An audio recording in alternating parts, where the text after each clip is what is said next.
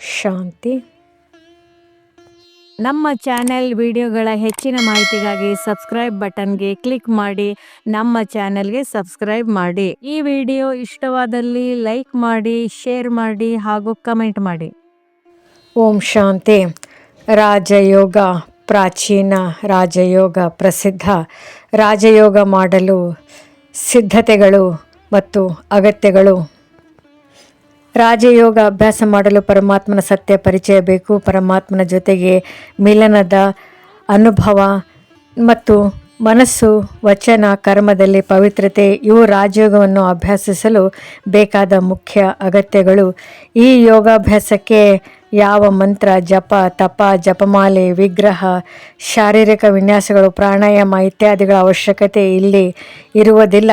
ಭಕ್ತಿ ಮಾರ್ಗದಲ್ಲಿ ಎಲ್ಲ ಕಾರ್ಯವಿಧಿಗಳನ್ನು, ಆಚಾರ ಪದ್ಧತಿಗಳನ್ನು, ವ್ರತಗಳನ್ನು ಆಚರಿಸುತ್ತಿದ್ದರೂ ಸಹ ಭಕ್ತರಿಗೆ ಪರಮಾತ್ಮನದ ಪರಿಚಯ, ಸತ್ಯವಾದ ಪರಿಚಯ ಇನ್ನೂ ಇದುವರೆಗೂ ಆಗುತ್ತಿಲ್ಲ. ಅವರು ಮನಸ್ಸು, ಮಂತ್ರ, ಕ್ರಿಯೆ ಮತ್ತು ವ್ರತ ಆಚರಣೆಗಳಲ್ಲಿ ತಾತ್ಕಾಲಿಕವಾಗಿ ಲೀನವಾಗಿರುತ್ತದೆ. ಆದರೂ ಇಂದು ನಿಜವಾದ ಪರಮಾತ್ಮನ ಪರಿಚಯದ ಅನುಭವ, ಮಿಲನದ ಅನುಭವ ಸಂಕೇತವಿಲ್ಲ. ಅನೇಕ ಭಕ್ತರು ತಮ್ಮ ಮನಸ್ಸಿನ ಚಂಚಲತೆಯ ಬಗ್ಗೆ ಆಕ್ಷೇಪಣೆ ಮಾಡುತ್ತಿರುತ್ತಾರೆ.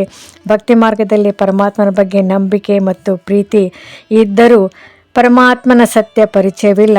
ಆದರೆ ರಾಜಯೋಗ ಮಾಡಲು, ಅಭ್ಯಾಸ ಮಾಡಲು ಪರಮಾತ್ಮನ ಸತ್ಯ ಪರಿಚಯವೇ ಮುಖ್ಯವಾದ ಬುನಾದಿ. ಈ ಪ್ರಾಪಂಚಿಕ ಸಂಬಂಧದಲ್ಲಿ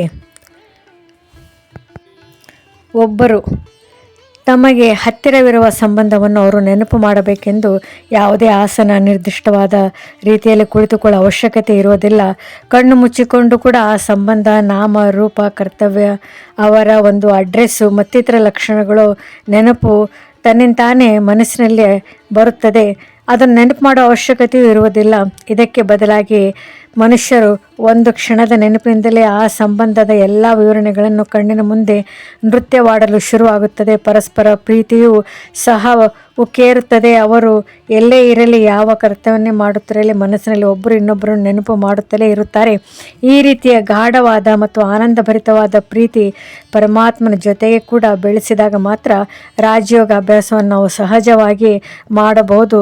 ಇದು ಅತ್ಯವಶ್ಯಕವಾದ ಮಾತಾಗಿದೆ. ಪರಮಾತ್ಮನನ್ನು ಪ್ರೀತಿಯಿಂದ ಮತ್ತು ಸ್ವಾಭಾವಿಕವಾಗಿ ನೆನಪು ಮಾಡುವುದೇ ರಾಜಯೋಗ ಎಂದು ಹೇಳಬಹುದು. ಹೀಗೆ ನೆನಪು ಮಾಡೋದನ್ನು ಸತತವಾಗಿ ಅಭ್ಯಸಿಸಬೇಕು. ಯಾವುದೇ ಒಂದು ನಿರ್ದಿಷ್ಟ ಅಂಗವಿನ್ಯಾಸವಾಗಲಿ ಅಥವಾ ಕಣ್ಣು ಮುಚ್ಚಿಕೊಂಡು ಕುಳಿತುಕೊಳ್ಳುವುದಾಗಲಿ ಕೃತಕವಾಗಿ ಈ ರೀತಿಯ ಅಭ್ಯಾಸವಾಯಿತೇ ವಿನಃ ಮನುಷ್ಯರು ಪರಮಾತ್ಮನನ್ನು ನಿರಂತರ ನೆನಪು ಮಾಡಲು ಅಡಚಣೆಯಾಗುತ್ತಿದೆ. ಏಕೆಂದರೆ ಸದಾಕಾಲ ಕುಳಿತಿರಲು ಸಾಧ್ಯವಿಲ್ಲ. ಹೀಗೆ ಮಾಡುವವರಿಗೆ ಕರ್ಮಯೋಗಿ ಎಂದು ಹೇಳಲಾಗುವುದಿಲ್ಲ. ಇದು ಅಲ್ಲದೆ ಆಯಾಸವಾಗಿದ್ದಾಗ ಅಥವಾ ನಿದ್ರೆ ಇದ್ದಾಗ ಕಣ್ಣು ಮುಚ್ಚಬೇಕಾಗುತ್ತದೆ. ಕಣ್ಣುಗಳನ್ನು ಮುಚ್ಚುವುದೇ ನಿದ್ರೆ, ಸೋಮಾರಿತನ ಮತ್ತು ಮನಸ್ಸಿನ ಚಂಚಲತೆ. ಹಾಗಾದರೆ ಕಣ್ಣು ಮುಚ್ಚಿಕೊಳ್ಳುವ ಬದಲು ಯಾವುದೇ ಇತರ ಸಂಕಲ್ಪಗಳು ಬಂದಂತೆ ಪರಮಾತ್ಮ ಶಿವನನ್ನು ಏಕಾಗ್ರಚಿತ್ತದಿಂದ ನೆನಪು ಮಾಡುವುದು ಒಳ್ಳೆಯದು. ಯಾರಾದರೂ ಆಳವಾಗಿ ಆಲೋಚಿಸುತ್ತಿರಬೇಕಾದರೆ ಅವರ ಕಣ್ಣುಗಳು ತೆರೆದಿದ್ದರೂ ಸಹ ಸುತ್ತಮುತ್ತಲು ಏನೇ ಆಗುತ್ತಿದೆ ಎಂಬುದರ ಪ್ರಜ್ಞೆ ಇರುವುದಿಲ್ಲ. ಇದು ಪ್ರತಿಯೊಬ್ಬರ ಅನುಭವವಾಗಿದೆ. ಯೋಗಾಭ್ಯಾಸ ಮಾಡುವಾಗ ಕಣ್ಣುಗಳನ್ನು ತೆರೆದಿರಬೇಕು ಎಂಬುದರ ಅರ್ಥ ಕಣ್ಣು ರೆಪ್ಪೆಗಳ ಸ್ವಾಭಾವಿಕ ಚಲನೆಯನ್ನು ಹಠದಿಂದ ನಿಲ್ಲಿಸಬೇಕು ಅಥವಾ ಸುಮ್ಮನೆ ಒಂದೇ ಕಡೆ ದಿಟ್ಟಿಸಿ ನೋಡಬೇಕೆಂದಿಲ್ಲ. ಪರಮಾತ್ಮನ ಗುಣಗಳನ್ನು, ಆತನ ಜೊತೆ ಇರುವ ಸಂಬಂಧವನ್ನು ಸ್ಮರಿಸಿಕೊಳ್ಳಬೇಕು ಅಷ್ಟೇ.